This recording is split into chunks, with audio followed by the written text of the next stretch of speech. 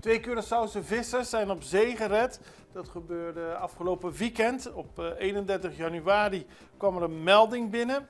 Daarna is er gezocht door de kustwacht. Er kwam op 1 februari een melding binnen van een persoon dat bij Klein Curaçao een grote koelbox tussen de rotsen was gespot.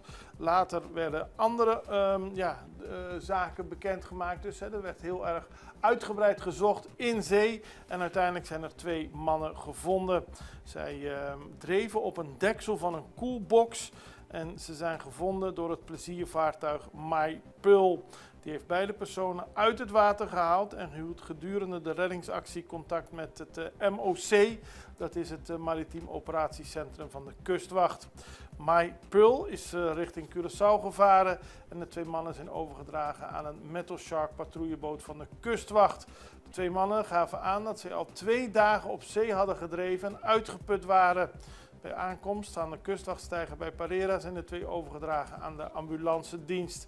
Dus op 30 januari waren ze vertrokken vanaf de Aves-eilanden richting Curaçao. En uiteindelijk zijn ze 1 februari